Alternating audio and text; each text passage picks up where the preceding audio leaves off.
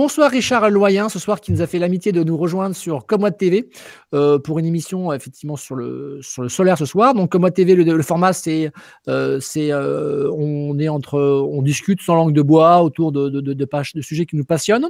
Alors tout le monde peut poser des questions à travers, vous prenez soit effectivement vous libérez votre micro, donc je vous demande de bien vouloir éteindre vos micros quand vous ne prenez pas la parole, mais quand vous prenez la parole, l'allumer et nous poser une question, ou alors vous pouvez nous poser des questions à travers le chat et je me ferai un plaisir de relayer vos questions. Donc, ce soir, donc, on a Richard Loyen qui nous rejoint. Bonsoir Richard. Bonsoir Grégory et bonsoir à toutes et tous. Merci de ta présence. Alors, pour commencer, est-ce que tu peux, s'il te plaît, te présenter brièvement, en quelques mots, sur effectivement ton parcours, qu'est-ce qui t'a amené au solaire, et ce que tu fais aujourd'hui, et ce qui occupe ton emploi du temps actuellement. Alors, Richard Loyen, je suis le délégué général d'Enerplan, syndicat des professionnels de l'énergie solaire depuis 1999. J'ai débarqué dans les énergies renouvelables quelques années avant, en 1995 au CLER, au comité de liaison des énergies renouvelables, à l'époque où on était encore... j'ai fait mon objection de conscience, clairement, et plus quelques mois en suivant. J'ai contribué à fonder Quali-ENR pour la qualification des installateurs en énergie renouvelable. Et on en parlera tout à l'heure. J'ai également fondé l'association Les Festins Photoniques pour la promotion de la cuisine solaire créative et conviviale. Ok, merci beaucoup Richard pour cette présentation. Donc, on va peut-être commencer par un petit tour sur l'actualité du solaire. Alors, c'est quoi l'actualité du solaire actuellement? Quels sont les sujets chauds sur lesquels vous travaillez, sur lesquels il y a de l'enjeu actuellement? Donc, en préparation de l'émission, vous parlez des guichets. Alors, on peut parler peut-être des guichets ou d'autres sujets qui sont pour toi essentiels de pouvoir, effectivement, qui sont les sujets actuellement d'actualité qu'il faut pas rater. J'ai vu sur les réseaux sociaux un peu en forme de légende urbaine ou de bruit de couloir sur le guichet photovoltaïque qui nous a été annoncé par Elisabeth Borne il y a quasiment un an. Donc, comment est-ce qu'on peut accéder à un tarif d'achat au-delà de 100 kg sans passer par appel d'offres, jusqu'à 500 kW. D'aucuns pronostiquent que ça pourrait arriver que d'ici la fin de l'année. Les rassurer, normalement, ça arrivera avant. Le texte a été envoyé par le gouvernement à la DGCOMP à Bruxelles.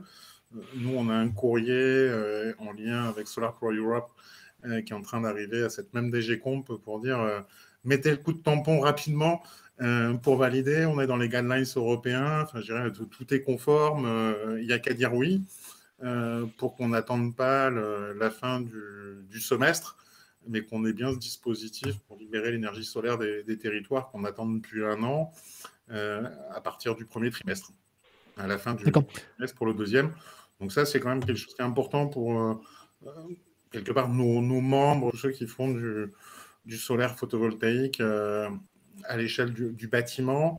Le 100-500 kg, c'est quelque chose où on est dans le bâtiment énergie positive, y compris sur des bâtiments existants. Enfin, c'est un marché qui est le cœur de meule de l'emploi, quelque part en France, et où on peut faire beaucoup de projets dans les collectivités.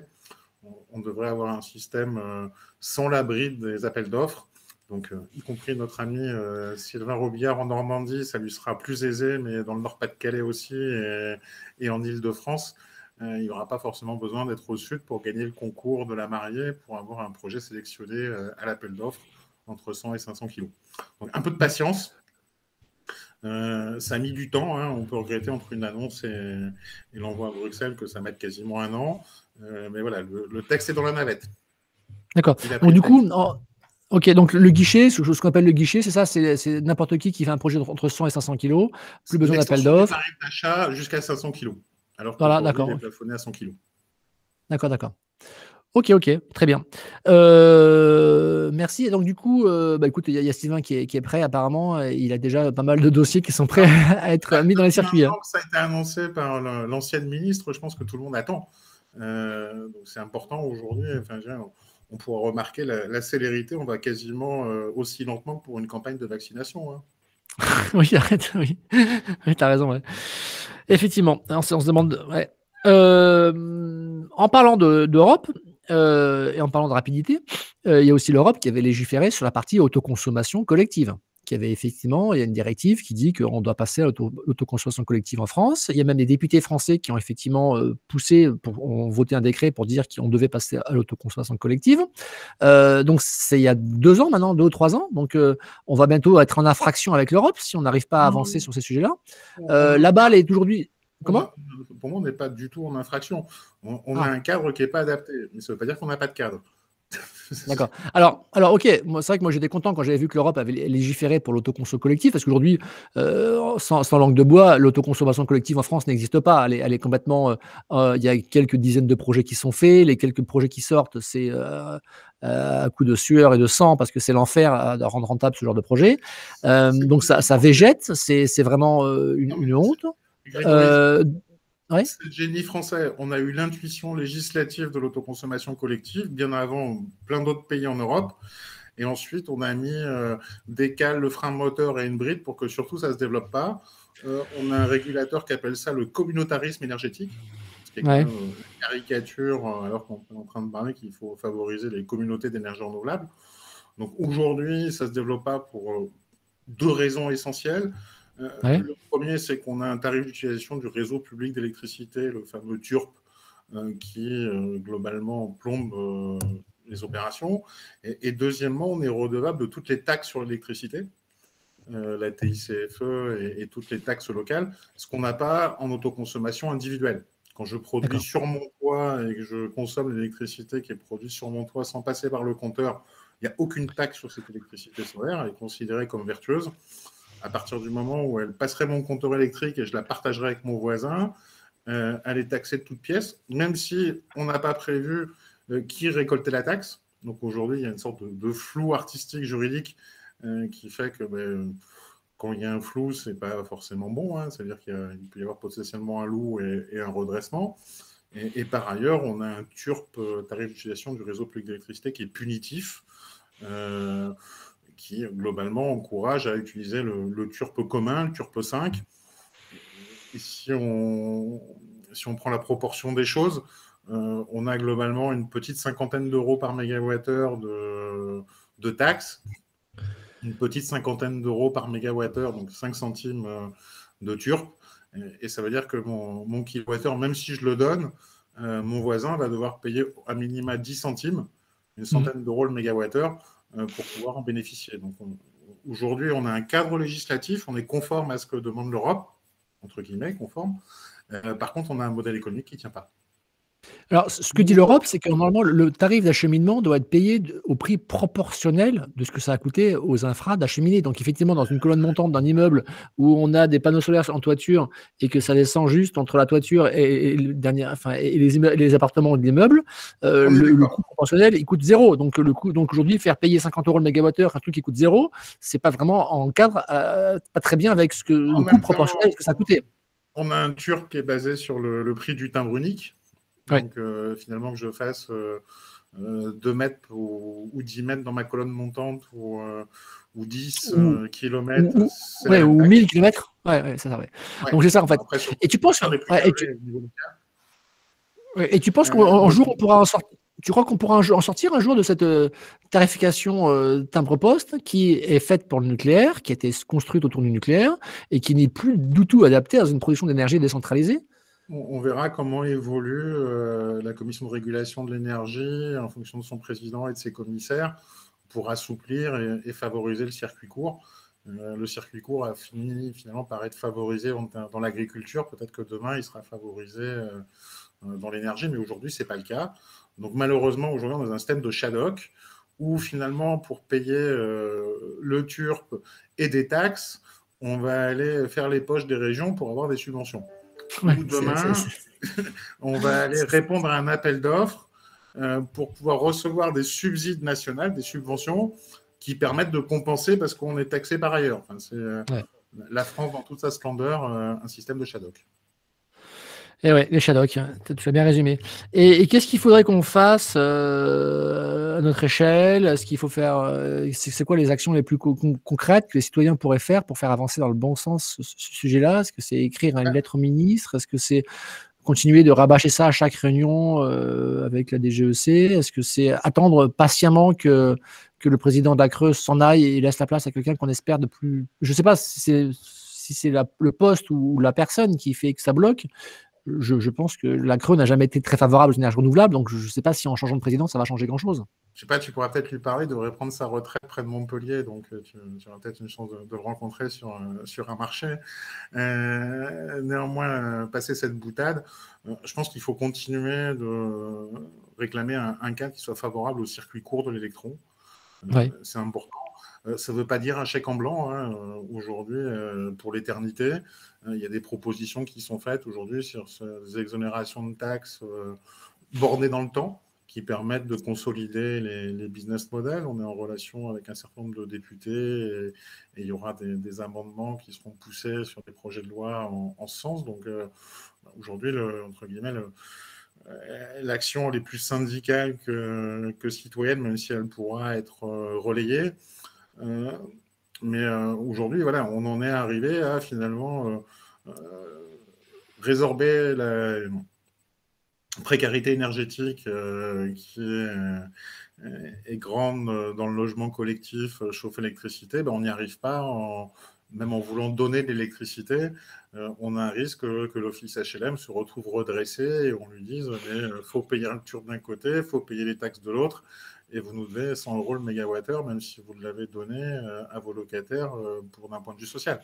Donc on est arrivé au bout de l'absurde, et peut-être qu'il faut aller au bout de l'absurde pour qu'on se dise il faille le réformer. Donc après, on a besoin de payer le TURPE. Alors est-ce qu'on se dit on ne le paye pas à l'intérieur d'un immeuble? C'est-à-dire ce que tu disais, la colonne montante, finalement on descend la colonne montante, et quelque part, on a une gratuité, parce que pour descendre 1, 2, 3, 4 ou 5 ou 10 étages, on ne paye pas, avec toute la problématique de la colonne montante. Par contre, quand on le partage avec ses voisins qui sont au-delà de l'immeuble, jusqu'à, je sais pas, 10 ou 20 km, on va quand même payer le réseau public d'électricité, parce qu'il faut quelque part qu'on apporte notre part. Bien sûr, bien sûr. C'est pas free rider et on veut tout gratuit.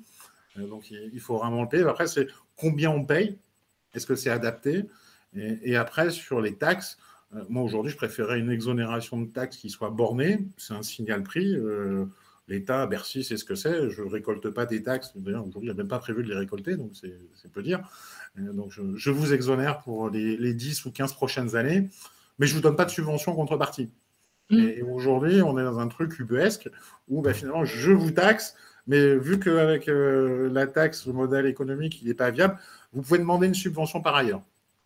C'est Shadok, en tournant rond. Non, je suis d'accord avec toi. Après, l'avantage de ce système-là, c'est que ça ralentit considérablement le développement des projets, ça le complexifie, et ça se propage moins.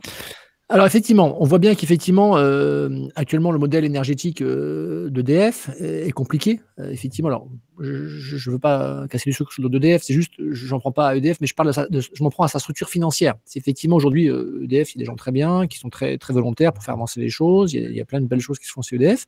Mais EDF, ils sont dans une situation un peu compliquée dans la mesure où ils ont des frais fixes très importants. Et effectivement, si les gens commencent à produire l'énergie localement, en autoconsommation individuelle, en autoconsommation collective, ou même réduisent leurs factures, c'est des kilowattheures que EDF ne vend plus, donc du coup ne peut plus facturer. Donc du coup, comme EDF a des coûts fixes très importants, et si EDF commercialise moins de kilowattheures, ça crée un problème parce qu'effectivement, ils vont avoir les recettes qui vont baisser et les coûts qui vont rester hauts. Donc ça crée des problèmes. Donc il y a un cercle vicieux qui fait que EDF ne peut pas encourager la transition énergétique parce que EDF a des coûts fixes tellement importants qu'effectivement, chaque fois qu'on va réduire la consommation, ça va augmenter le prix moyen d'EDF et ça va finir, quand ils sont fermés une centrale nucléaire, ils vont augmenter leurs coûts. Alors, dans quelques temps, ils vont encore fermer d'autres centrales nucléaires, ça va augmenter leurs coûts, et leurs recettes vont diminuer d'autant que ces centrales nucléaires sont fermées. Donc, on est dans un cercle complètement vicieux pour EDF, donc je ne voudrais pas être à leur place. Et effectivement, ils sont un peu coincés. Le gouvernement français les a mis dans une situation qui est inextricable. La question qui vient, c'est par rapport au projet Hercule. Aujourd'hui, on est sur un projet Hercule qui dit que on va séparer EDF en 2 ou 3 entités.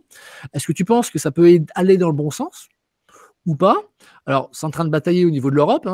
Toutes les semaines, on attend des nouvelles. Est-ce que les signaux sont plutôt fumée blanche, fumée noire, etc. On ne sait pas trop où ça en est. En tout cas, ça prend plus de temps que prévu. Les syndicats sont arc-boutés contre ce projet Hercule. Moi, je pense qu'effectivement, c'est plutôt sain de séparer d'un côté tout ce qui est nucléaire pour que le gouvernement et l'État français puissent prendre en charge de manière raisonnable le démantèlement et ne pas compter sur les dépenses pour pas qu'on ait d'accident nucléaire, et de laisser effectivement tout ce qui est d'économie de marché, la vente de fournitures d'énergie, à quelque chose parce que EDF a besoin d'argent pour se développer, et on pourra pas, actuellement dans la structure financière d'EDF, personne ne veut prêter à EDF, même les banques ne veulent pas, c'est pour ça qu'ils sont obligés d'aller chercher les Chinois pour faire les centrales en Angleterre. Donc du coup, est-ce que tu penses que ça va dans le bon sens, ou tu penses que c'est pas forcément une bonne idée, indépendamment de ce que ça sortira? De ce que je lis, j'ai l'impression que Hercule se transforme en Sisyphe, hein.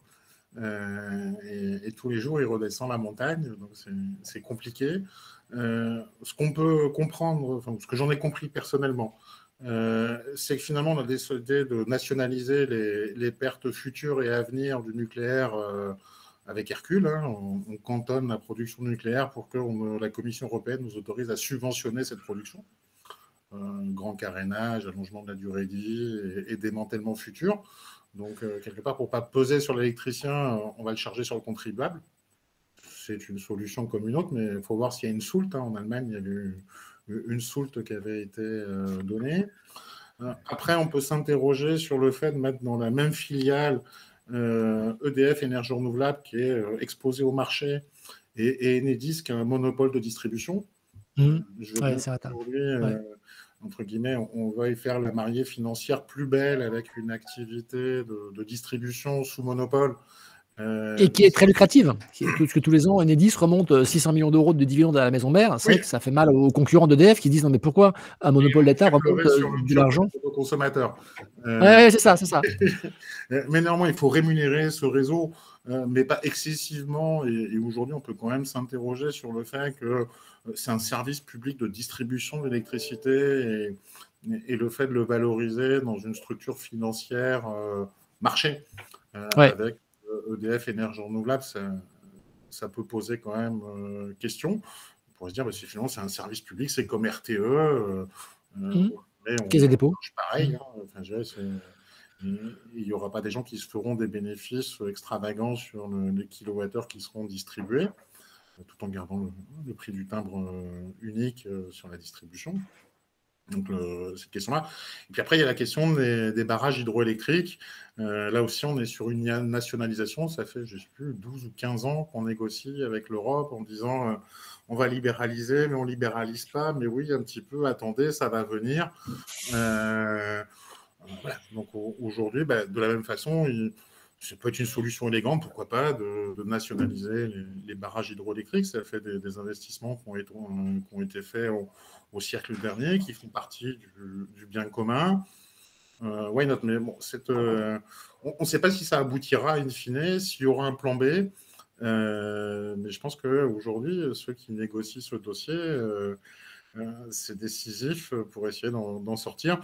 Soyons quand même vigilants sur qu'est-ce que ça apportera en termes de socialement pour les Français qui payent leur électricité, et pour les employés du service public aujourd'hui qui sont actifs pour aller dépanner le réseau électrique quand il neige, etc. Enfin, je dirais, chapeau quand même à notre service public électrique qui fonctionne, quoi. Enfin, c'est clair. On part à d'autres pays.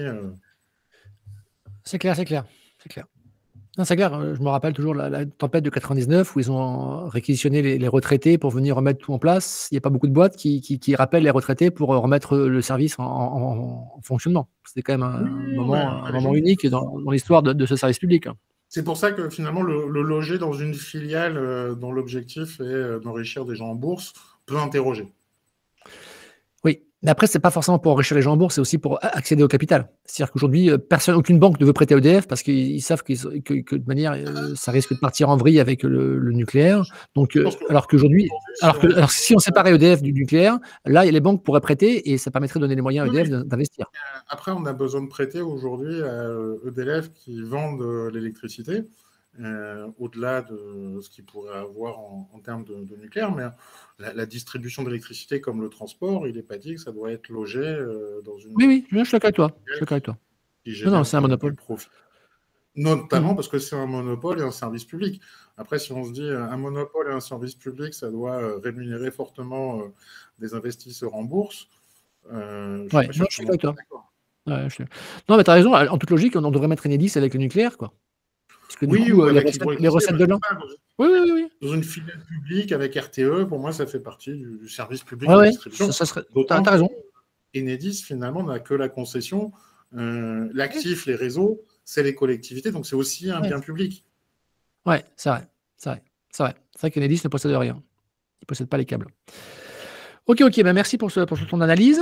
Alors, petite question d'actualité. On parle actuellement dans la partie énergie de la facturation dynamique. Alors, je sais que ce n'est pas vraiment le cœur du sujet d'Enerplan, mais effectivement, est-ce que tu en as entendu parler? Est-ce que vous en discutez? Effectivement, donc la facturation dynamique, je rappelle, c'est effectivement faire payer le consommateur le prix du kilowattheure au prix réel, parce qu'effectivement, il y a des moments où l'énergie coûte rien, parce qu'il y a une grosse production en Europe, et on est même à des prix négatifs, et des fois, le prix est très cher, parce qu'il y a des pics de consommation, et notamment la France, quand on est en France, la moitié de la consommation électrique de l'Europe est consommée par la France au moment des pics de froid, qu'on va connaître un pic de froid jeudi, donc on va être dans cette situation-là jeudi. La facturation dynamique dit, voilà, on va faire payer les Français au prix réel que ça coûte sur les réseaux. Donc il y a des fournisseurs d'énergie qui commencent à avancer sur ce sujet-là, comme des fournisseurs alternatifs. Est-ce que c'est des sujets qui sont abordés? Est-ce que ça va dans la bonne direction? Est-ce que tu penses que ça peut régler les problèmes de synchronisation de l'offre et de la demande? Quelle est ton analyse? Ça va dans le sens de l'histoire. Je dirais aujourd'hui, on ne peut pas laisser n'importe qui consommer n'importe quand, n'importe comment, en se disant je paye le même prix pour accéder à mon énergie, alors que par ailleurs, on a des contraintes réseau. Et on le verra d'autant plus avec le développement de l'électromobilité. Donc, historiquement, on avait mis en place un système où finalement les petits consommateurs d'électricité subventionnaient ceux qui chauffaient au chauffage électrique. Moi, quand je regarde mon abonnement à 3 kilos, combien il me coûte, ça double mon kilowattheure électrique. Donc, c'est quelque chose qui était historique. Hein, on ne reviendra pas dessus, mais on ne fera pas la même erreur sur l'électromobilité. On a besoin d'envoyer des signaux prix.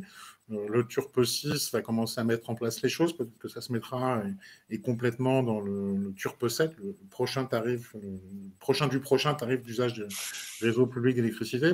Mais c'est dans tous les cas une bonne nouvelle parce que c'est un signal prix qui est envoyé au consommateur pour l'éduquer de quand est-ce que je consomme, pour que ça soit moins cher, parce que c'est dans l'intérêt de tous. Et finalement, après, je le retourne en avantage comparatif par rapport à du solaire. On en parlait tout à l'heure de l'autoconsommation du circuit court.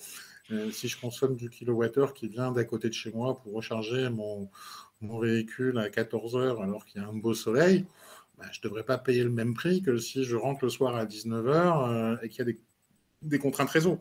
Donc, c'est comment est-ce qu'on arrive à révéler au travers d'une tarification dynamique des contraintes réseau, de l'intelligence pour dépasser ces contraintes, qui valoriseront le circuit court, le demand response, le stockage. Enfin, il y a plein d'intelligences aujourd'hui qui ne pourront être révélées qu'avec une tarification dynamique. Donc, nous, ça nous intéresse côté Enerplan diablement.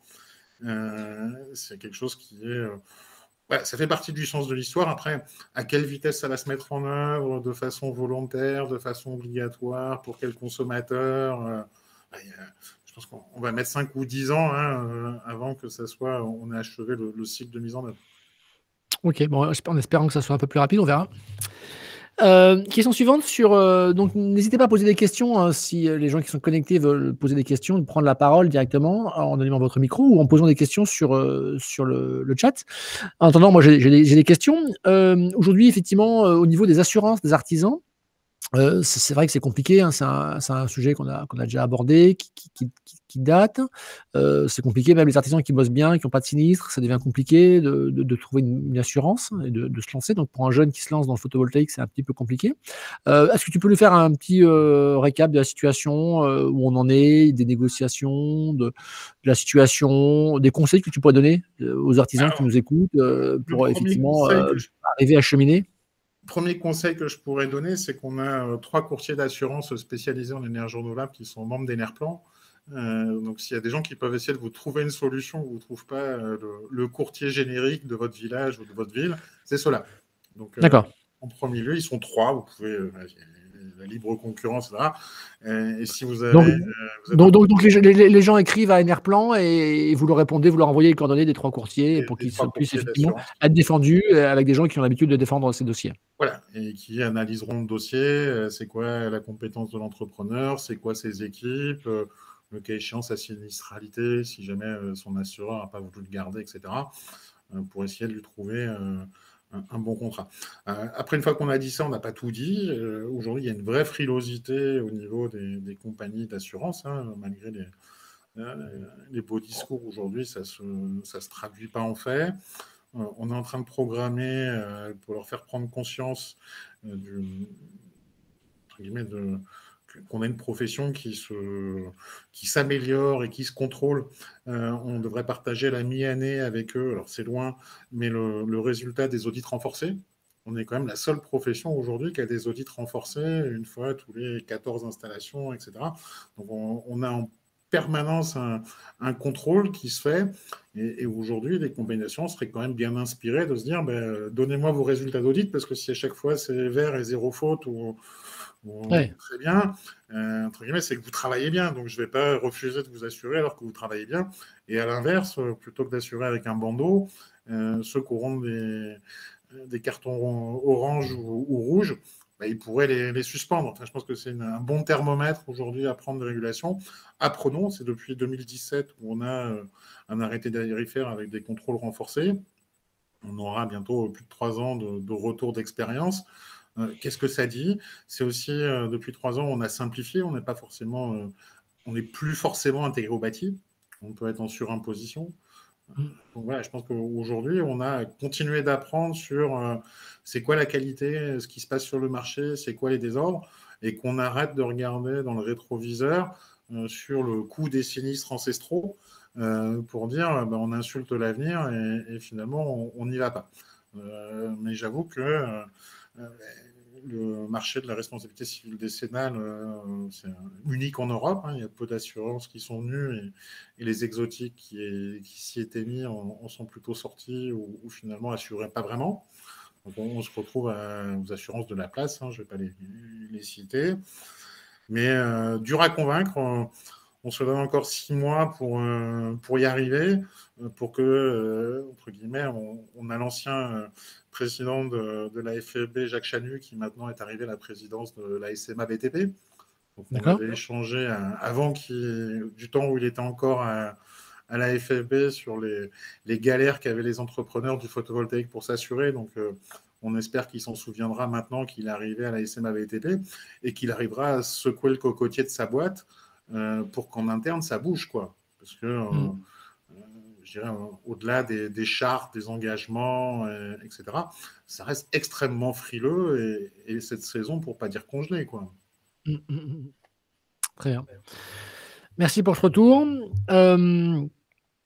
Alors donc, je te propose effectivement de passer maintenant au sujet que tu nous racontes un petit peu l'aventure du festin photonique. Effectivement, c'est un sujet que tu suis de près. Très souvent, dès qu'il fait beau.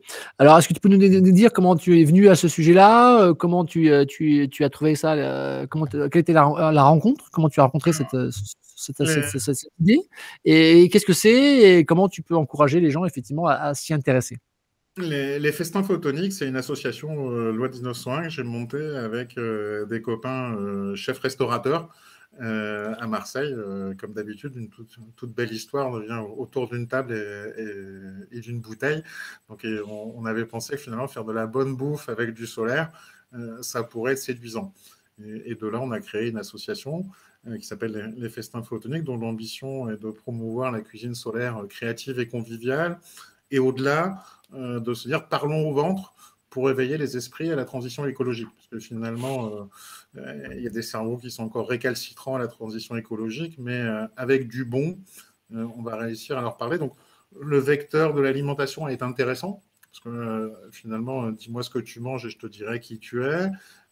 Plutôt s'orienter sur le végétal ou le flexitarien, enfin, ça nous semble être un bon vecteur. Et du bon, parce que la transition, il faut qu'elle soit plaisante. Finalement, aujourd'hui, quand on parle de transition écologique ou d'écologie, les collègues de droite disent que c'est de l'écologie punitive. Finalement, faisons de l'écologie plaisir, qui en plus soit partagée et conviviale avec de la cuisine solaire. Et aujourd'hui, on a des nouvelles technologies qui existent, qui n'existaient pas forcément il y a 10 ans, qui permettent de faire de la cuisine efficace et rapide avec des cuiseurs solaires. des fours notamment. Donc voilà, c'est l'ambition aujourd'hui de promouvoir cette cuisine, d'agréger des chefs. Et je publie régulièrement sur les réseaux sociaux, notamment Twitter, mes menus. J'arrive à manger entre 60 et 80% du temps, selon les mois, avec du solaire, y compris le soir, parce que finalement, je fais à peine réchauffer ou je peux manger froid, ou c'est encore chaud, avec l'inertie des tubes du menu du midi. Donc c'est quelque chose qui est très ludique, en famille ou entre amis, pour... une autre façon d'aborder l'énergie solaire, c'est qu'elle soit gourmande, goûteuse, et finalement qu'on ait envie de la partager. C'est un peu moins abstrait que le kilowattheure électrique qui sort du compteur, même s'il est important. Et la calorie solaire aujourd'hui, jusqu'à présent, c'était de l'eau chaude. On n'avait pas imaginé qu'elle puisse être génératrice de goût. Mmh. Très bien, super. Et du coup, est-ce que tu pourras peut-être m'envoyer les conseils peut-être de matériel pour ceux qui veulent s'équiper? Parce que c'est vrai que je ne sais pas si les gens pourront noter là, mais du coup, moi, on va faire le montage de cette soirée, donc on va mettre la vidéo de ce café débat. Et du coup, en bas du café débat, on met des adresses un petit peu. Donc du coup, si tu peux nous donner quelques adresses de machines que tu puisses recommander? J'ai vu une réflexion disant qu'il fallait être patient. Aujourd'hui, la cuisine solaire à Marseille en plein hiver, les plats, c'est entre 10 minutes et 40 minutes de cuisson. Mais ça dépend des machines. Il faut une machine performante. C'est vrai que si tu as juste une machine. Voilà. Les Donc, du coup, performantes aujourd'hui, globalement, ancestralement, on avait les fourboîtes. Donc, une boîte isolée, ça ne monte pas très vite en température, ça garde de l'inertie, ça ne chauffe pas très haut, mais ça a le mérite de monter à 120, 140 degrés. Donc, ça, c'est une technologie historique. On avait les fours paraboliques.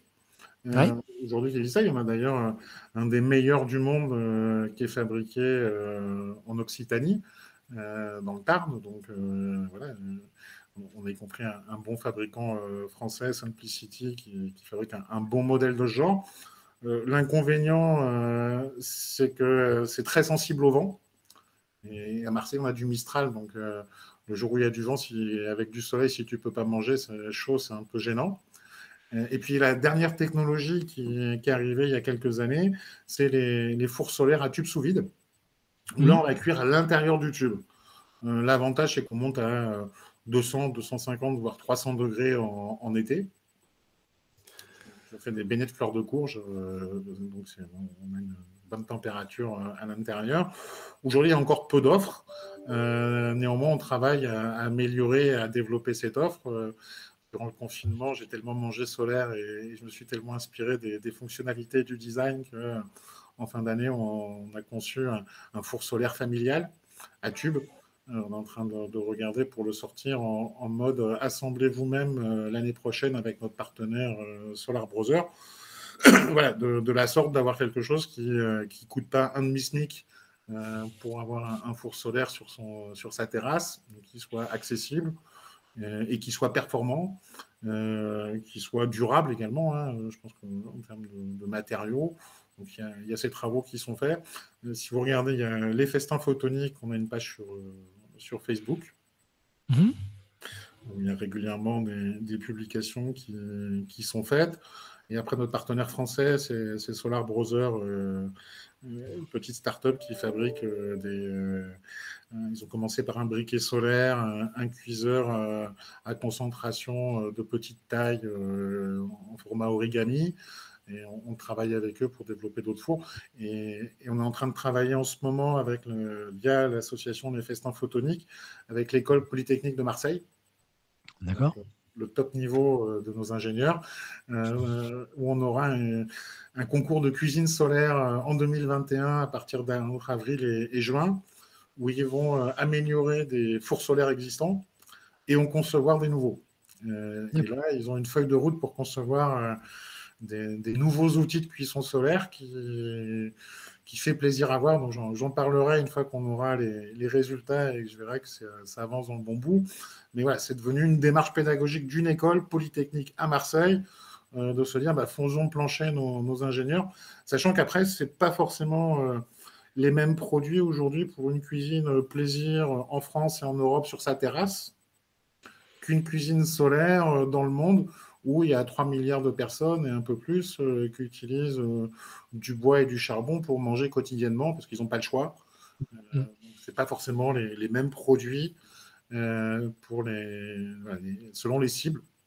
Mais dans tous les cas, on a à se préoccuper à la fois du plaisir de bien manger solaire ici en France et en Europe parce que ça fait partie de notre culture et trouver des solutions par ailleurs, ce n'est pas les mêmes pour pourvoir à une alimentation sans fossiles ou sans déforestation dans le reste du monde. Enfin, c'est la moitié de l'humanité qui est obligée de déforester ou d'avoir du fossile pour manger. Ça fait quand même du monde. Ouais. Ok, merci. Alors, donc, il y a des commentaires. Effectivement, en Normandie, on fait du pain au solaire parce que le soleil se lève tous les matins, même en Normandie. Donc, effectivement, merci Sylvain pour ce petit rappel. D'ailleurs, en Normandie, c'est comme il y a la première boulangerie solaire de France. Avec une technologie de solaire à concentration, Solar Fire. Mais on a le premier boulanger, il arrive à faire 100 kilos de pain par jour. D'accord. En banlieue de Rouen, et pas en plein été. Donc on peut se dire que dans les quartiers de Montpellier ou de Marseille ou de Perpignan, ils nous dament le pion parce qu'on pourrait avoir notre boulangerie solaire et avec 100 kilos de pain par jour, le gars arrive à en vivre. Donc voilà, c'est low-tech. D'accord. Ok, bah, très bien. Bah, merci pour ces éclairages. Alors, on parle du four. Donc, pour l'instant, au niveau de la cuisine photonique, il n'y a pas de module à base de photovoltaïque. Il n'y a pas de couplage entre un four avec une petite résistance qui se couple avec un panneau. Ah, ça existe et ça fonctionne? Oui, ça existe. Alors, on a l'entreprise Goson aux États-Unis qui a sorti un système hybride qui s'appelle d'ailleurs Fusion, avec une résistance qui est dans le rack de cuisson. J'avoue qu'elle ne s'alimente pas directement en photovoltaïque et il faut passer par un power pack que je n'ai pas acheté avec une batterie pour pouvoir alimenter la résistance. Donc, en termes d'efficacité, on peut s'interroger sur le fait de devoir passer par une batterie pour alimenter une résistance. Mais il n'y a pas de connexion directe. Donc, je n'ai pas pu l'essayer en mode PV, mais ça existe. Et après, c'est ce que je disais tout à l'heure pour la réflexion, quels sont les produits plaisir en Europe et pour le reste du monde. Aujourd'hui, les solutions de cuisine solaire pour lutter contre la déforestation et l'usage du fossile, ça s'appelle un autocuiseur, donc la cocotte minute mais électrique, avec un panneau photovoltaïque et une batterie. D'accord. Et ça, aujourd'hui, c'est ce qui permet de faire de la cuisine dans sa maison, parce que socialement, sortir dehors et dans la cour pour faire à manger, pas forcément répandu et accepté socialement. Donc aujourd'hui, c'est ce type de techno qui marche. Et ça fait partie des choses sur lesquelles vont travailler nos jeunes polytechniciens marseillais, d'optimiser les choses. Mais voilà, aujourd'hui, on a des solutions hybrides. Je m'interroge un peu sur le modèle que j'ai acheté parce que je n'arrive pas à plugger du PV. Mais voilà, l'idée, c'est de se dire, pour maintenir une chauffe, une fois que le solaire direct, enfin, l'ensoleillement concentré, on ne peut plus le récolter, ou quand il y a trop de nuages, aujourd'hui, on arrive à cuisiner avec du solaire jusqu'à 60% de couverture nuageuse. Ça allonge un peu le temps. Une fois qu'on arrive à 80%, j'ai du mal à faire cuire un œuf, quoi. D'accord. Ok. Merci. Ça peut permettre de lier les deux. Très bien. Ok, bah écoute, il y aura un petit peu de place pour l'innovation. C'est super. Transition vers le solaire thermique. Donc, il y avait eu effectivement une belle progression dans pas mal de pays, après une stagnation. Est-ce que tu peux nous faire un petit point sur le solaire thermique actuellement, où ça en est? Est-ce que c'est toujours le creux de la vague? Ça remonte? Alors, on a plusieurs marchés du solaire thermique. On a le marché dans le domaine du résidentiel. Je dirais que ce n'est pas la panacée, mais on va voir ce que ça va donner cette année avec les nouvelles aides où le chauffage solaire est un peu mieux aidé en termes de subventions qu'il était les années précédentes, y compris après dans le cadre de rénovation globale.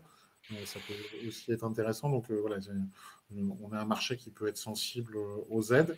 même si, entre guillemets, on a vécu l'éclipse du photovoltaïque à partir des années 2000. Hein, donc sur le marché de l'habitat résidentiel individuel, on a de l'espoir, mais il faut pousser des offres qui soient pertinentes, y compris du 100% chaleur renouvelable. Aujourd'hui, si j'ai une chaudière au bois, finalement, d'y du solaire, ça me permet d'avoir l'eau chaude quand je ne chauffe pas, avec le bois énergie, ce qui peut quand même représenter 6 à 8 ou 10 mois de l'année, selon où j'habite. Ça peut être des solutions qui soient pertinentes. Après, on a tout ce qui est résidentiel collectif. Et dans le résidentiel collectif, par extension, je dirais, je mets les hôtels, les prisons, et voilà, là où on consomme de l'eau chaude en masse et tous les jours, où là, il y a des solutions qui soient pertinentes d'un point de vue technico-économique. On a un problème de portage de l'offre, et je crois beaucoup aux contrats de performance énergétique sur lesquels on a travaillé avec nos collègues de la FEDEN, la Fédération des exploitants, où on a des tiers investisseurs qui peuvent dire à l'office HLM ou au gestionnaire d'hôtel, je vais investir à votre place pendant un temps donné. Vous n'allez pas faire autant d'économies que si vous aviez investi vous-même, mais à la fin, l'installation est à vous et je m'arrange pour qu'elle marche. Parce que si elle ne marche pas, je gagne quelque part. Je vous vends des kilowattheures gaz alors que j'avais prévu de vous vendre du solaire. Donc, ce n'est pas forcément bon marché. Et puis, on a les dernières nouvelles sur le solaire industriel, dont la récente information la semaine dernière avec une centrale de 15 000 m² pour Lactalis. Donc, ça doit en agroalimentaire. Donc, à chaque fois que dans l'agro-industrie et dans l'industrie en général, on a besoin de chaleur aux alentours d'une centaine de degrés, le solaire thermique peut répondre présent. D'accord. Ok. Donc, du coup, le fonds chaleur, donc pour tout ce qui est collectif, que ce soit pour du logement collectif, du tertiaire, hôtel, piscine, prison, EHPAD, etc. Et voire pour l'industrie, on a l'ADEME qui est là avec le fonds chaleur pour pouvoir finalement suppléer au faible prix du CO2 et du gaz, parce qu'aujourd'hui, finalement, on ne paye pas la pollution, on ne paye pas l'effet de serre, pour pouvoir apporter une rentabilité économique à l'investisseur, qui soit le maître d'ouvrage en propre ou le tiers investisseur exploitant qui va le faire à sa place. D'accord. Mais la bonne nouvelle, c'est qu'on a, entre guillemets, réussir à gagner en qualité. Aujourd'hui, on sait faire des installations qui tournent comme des horloges. Le soleil se levant tous les matins et consommant de l'eau chaude quasiment quotidiennement. Voilà, il y a eu un certain nombre de péchés de jeunesse, mais comme toute nouvelle solution technologique un peu complexe, où ce n'est pas un produit qui sort de l'usine et qu'on va installer chez quelqu'un, c'est quelque chose qui est conçu à façon par un bureau d'études, qui doit être bien installé, bien réceptionné, bien équilibré, parce qu'on est sur de l'hydraulique, pour que ça fonctionne à merveille. Mais une fois qu'on a passé ces étapes-là, à Enerplan, on a lancé Socol pour solaire collectif.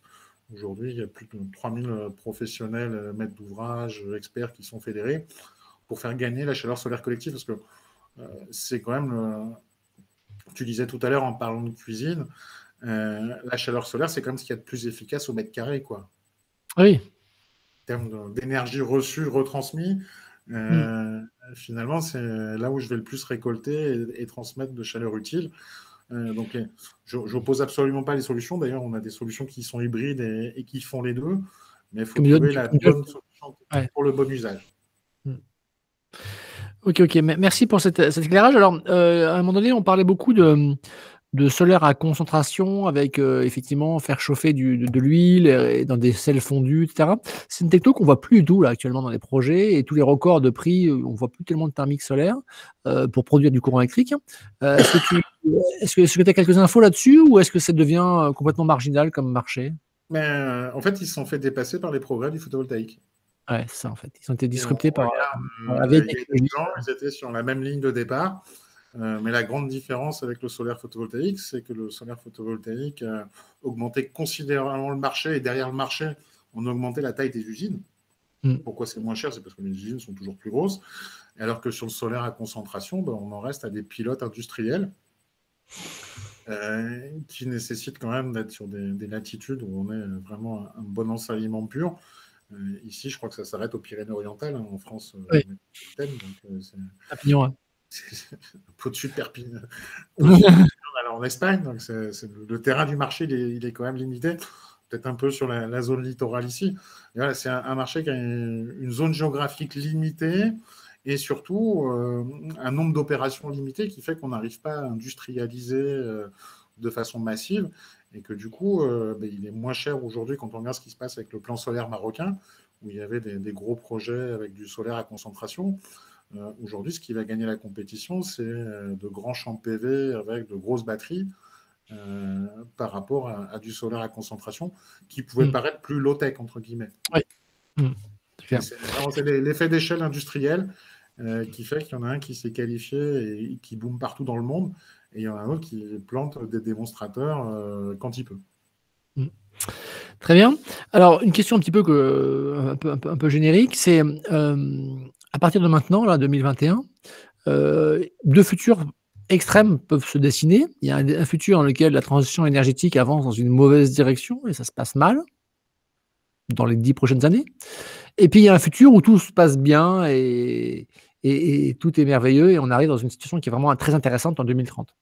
Donc pour les 10 prochaines années, est-ce que tu peux nous décrire ces deux futurs, le pire, si tout se passe mal, et le meilleur, et en sachant que la vérité sera un peu entre les deux, mais en montrant un petit peu les deux extrêmes, ça permettra effectivement de comprendre pourquoi il faut se battre aujourd'hui et quels sont les modèles qu'on voudrait défendre aujourd'hui pour pouvoir donner envie aux gens d'adhérer vers la version utopique.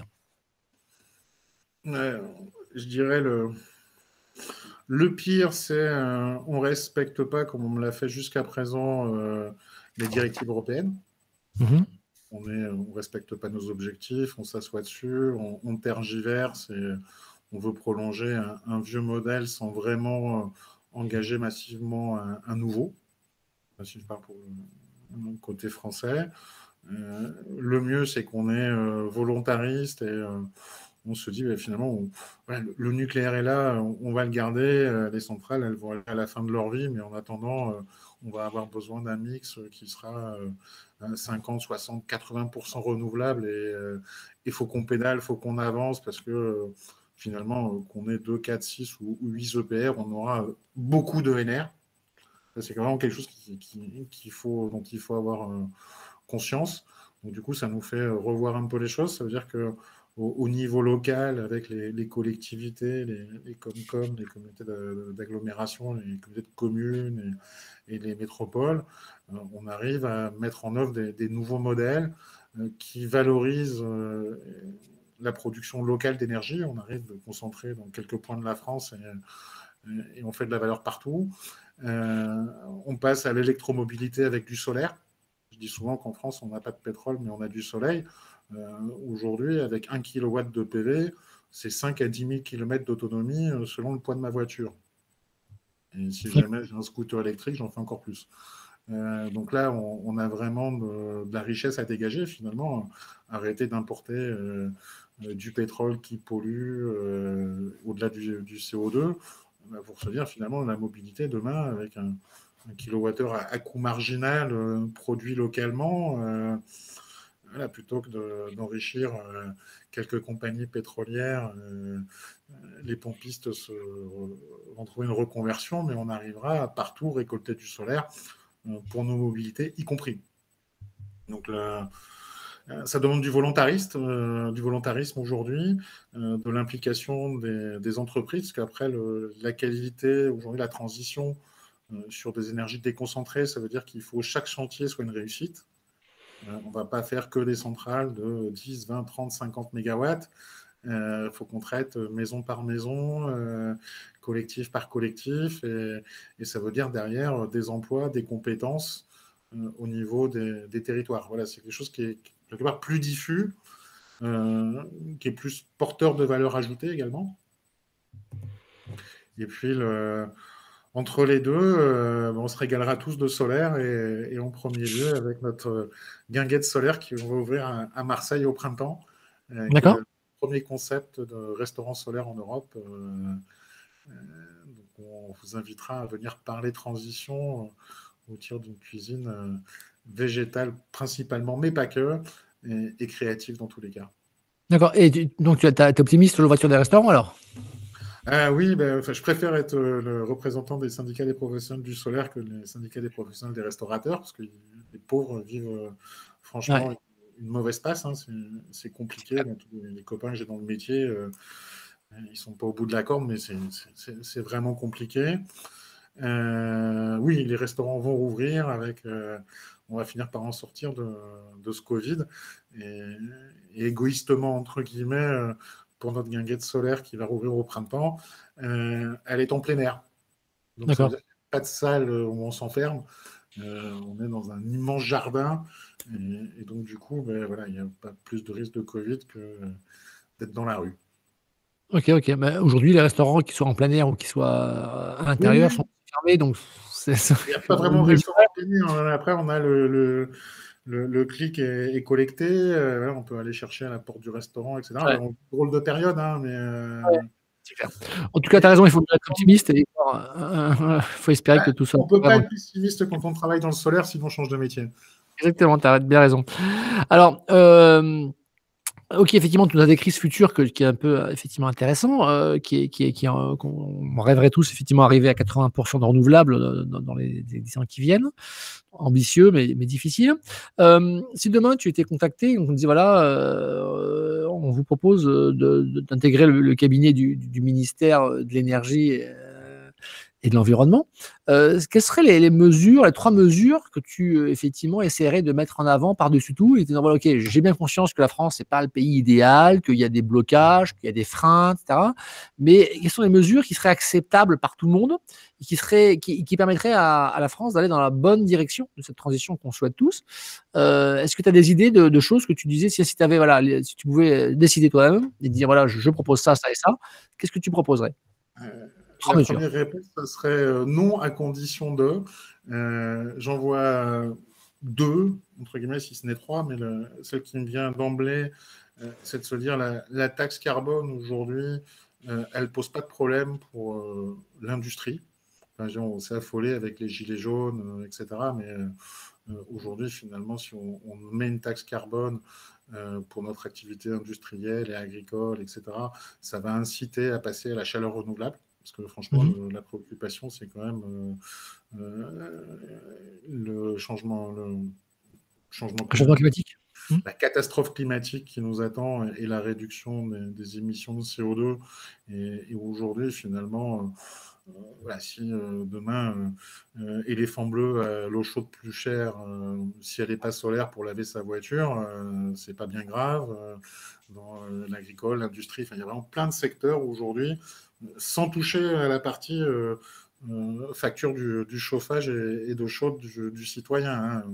Tout ce qui est non résidentiel, entre guillemets, je pense qu'il y a moyen aujourd'hui de remettre une taxe carbone pour avoir un vrai incitatif, un signal prix, parce que finalement, c'est ce qui est mieux compris, Ouais. progressif, Oui. redistributif, on peut tout accompagner. Donc ça me paraît être une mesure qui soit importante pour qu'on accélère dans la décarbonation avec de la chaleur renouvelable, hein, pas seulement solaire, et qui valorisera des ressources locales. Et puis par ailleurs, je dis exonération pour 12 ou 15 ans des taxes sur l'autoconsommation collective pour permettre de lancer les modèles économiques. Mmh. Je pense qu'aujourd'hui, toutes les collectivités en ont envie, le logement social en a envie. Enfin, je connais peu de personnes qui n'ont pas envie de monter des trucs. Mais voilà, vu qu'on est confronté au truc de Shadok où il y a des taxes, on peut avoir des subventions pour compenser les Ouais. taxes, bah, je dis simplifions. Ouais. Simplifions. Et à ce moment-là, ben, on aura une dynamique. Et c'est vraiment pas un chèque en blanc, hein, parce que finalement, au bout de 10, 12 ou 15 ans, ben, on est de nouveau taxé, mais on a déjà remboursé son installation. Donc finalement, on va payer une petite taxe sur l'électricité, mais l'électricité, elle vaudra zéro. Donc on aura mis en place un cercle vertueux pour le circuit court de l'électron, sans avoir besoin de je ne sais pas combien d'inspecteurs des finances et autres pour gérer le business.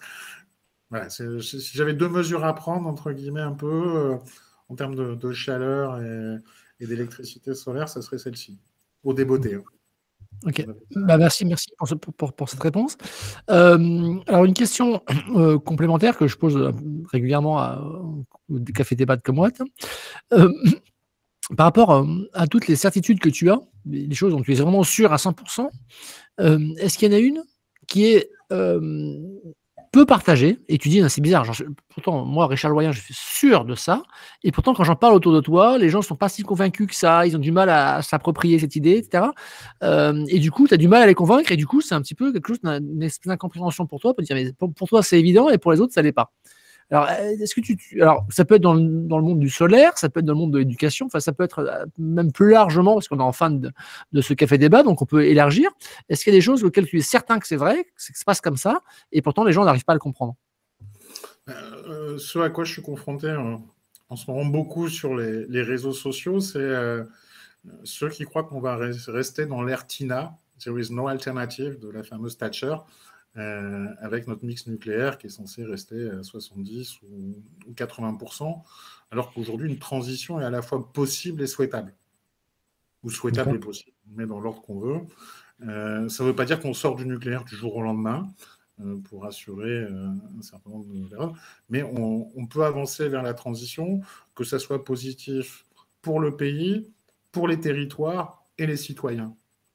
Je pense que derrière, on parle emploi, industrie, création de valeur ajoutée. C'est pas forcément en inventant le photovoltaïque qui sera plus vert que vert, parce qu'il faut quand même être humble.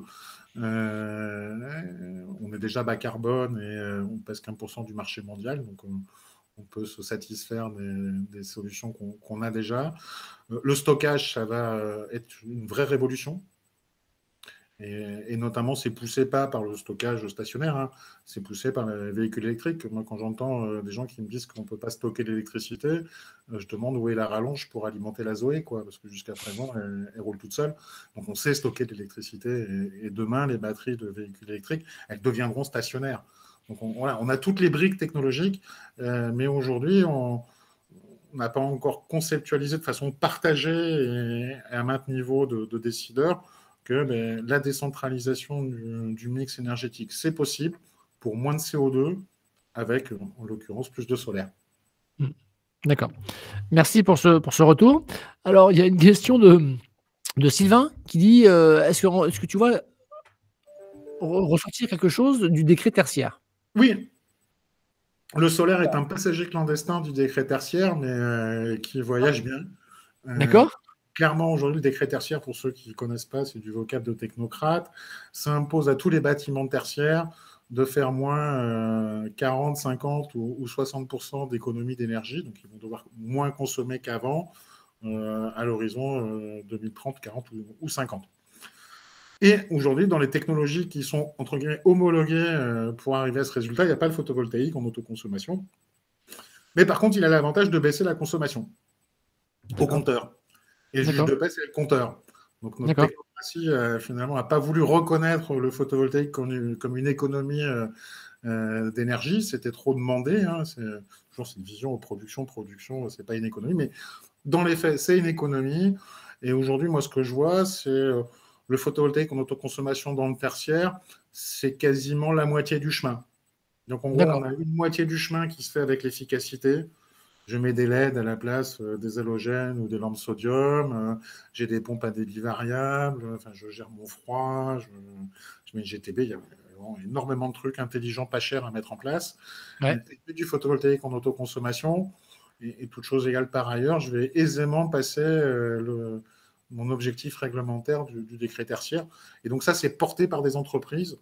Et je m'en réjouis, même si c'est, entre guillemets, dans le format passager clandestin. C'est un résultat officiel, avéré, qui marche et qui est porté et qui économiquement fait sens. Et y compris demain, avec, je rajoute, c'est mon dada, mais l'électromobilité. Ouais. Aujourd'hui, si j'ai un bâtiment tertiaire, si j'y rajoute l'électromobilité, ça va me faire combien en termes de coûts de raccordement supplémentaires et d'abonnement, parce que j'étais déjà à 250 kVA. Je peux quand même avoir un intérêt aujourd'hui. Donc, il y a vraiment toute l'intelligence. Enfin, ça se porte bien. Donc, moi, le décret tertiaire, c'est un vrai levier du marché de l'autoconsommation dans le marché B2B. Et j'espère qu'on aura de belles choses à montrer à l'Université de l'autoconsommation au mois de septembre sur ces sujets, avec à la fois un thermomètre de marché et puis des testimonials de maîtres d'ouvrage. Mais je sens que c'est porté au niveau du marché, quoi. D'accord. Petite ou grande entreprise. Au niveau planning, pour le décret tertiaire, c'est déjà en application, là? Oui, oui, oui.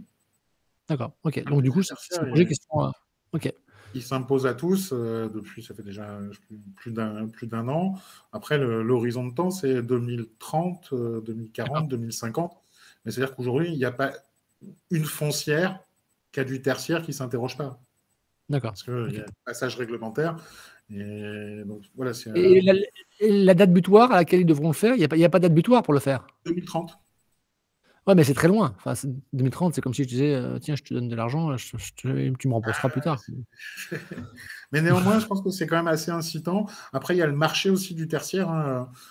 Aujourd'hui, celui qui aura des bureaux pas efficaces, qui ne consomment pas d'électricité en autoconsommation, je pense qu'avec le turnover qu'on a avec le télétravail, il aura sans doute moins de chances de les louer avec des bâtiments qui soient efficaces. Il ne faut pas compter qu'il y a la réglementation qui impose, et puis il y a le marché qui incite. Et aujourd'hui, il faut parier sur les deux. Ok, mais merci beaucoup, Richard. Alors, il est l'heure, on arrive à la fin, effectivement, il est 19h30. Deux petites questions de Sylvain, qui nous pose des questions sur la production d'hydrogène par le solaire. Et ensuite, quid d'une éventuelle fiche C2E sur le solaire PV? Est-ce que tu peux nous répondre rapidement? Je suis beaucoup plus confiant sur l'hydrogène PV que sur la fiche C2E. D'accord. Ok, bah, tu as répondu déjà. Effectivement, tu étais assez rapide. Ce qu'il faut voir aujourd'hui, c'est que finalement, le solaire, c'est la source d'électricité la moins chère du monde. Ça a déjà été acté par l'Agence internationale de l'énergie, et ce n'est pas des Khmer verts ni des Amish. Hein. Voilà, on a acté aujourd'hui dans le monde, quand on a un nouveau générateur électrique, celui qui coûte le moins cher, il est solaire. Donc ça, c'est quand même une bonne chose. Et ça veut dire que demain, moins en France, mais quand je regarde un peu, moi j'habite à Marseille, au sud de la Méditerranée, on peut vraisemblablement penser que le Maroc, l'Algérie vont devenir des fournisseurs importants de l'Europe en termes d'hydrogène vert. Parce que finalement, on a tous les travaux à faire sur les électrolyseurs, d'améliorer les effets d'échelle, etc.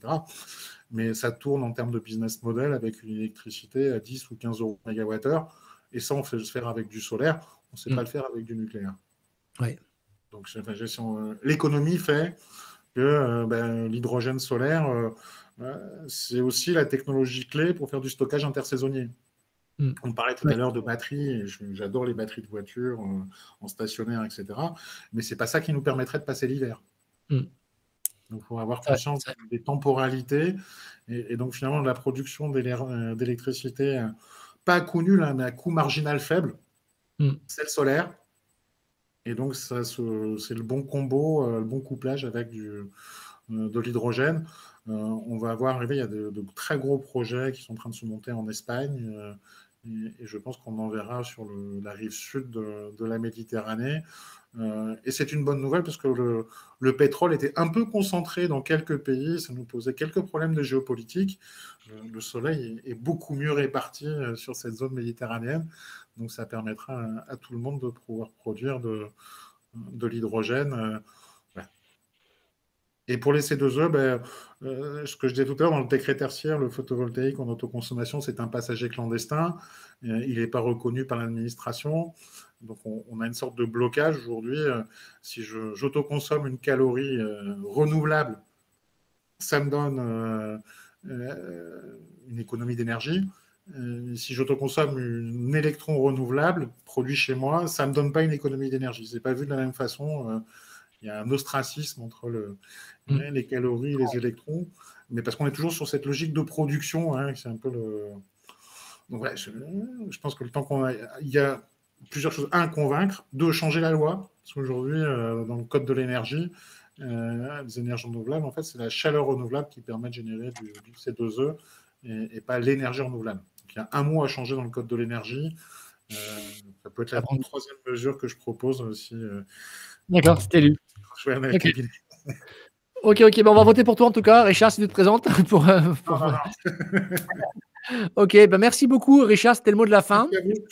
Merci à toi pour toutes ces explications. C'était passionnant ce soir. Et puis, merci à tous pour vos questions et puis votre participation au Café Débat de Comod TV. Merci beaucoup. Et puis, bonne soirée à tous. Au revoir. Ciao, ciao. À bientôt. Au Ciao. revoir.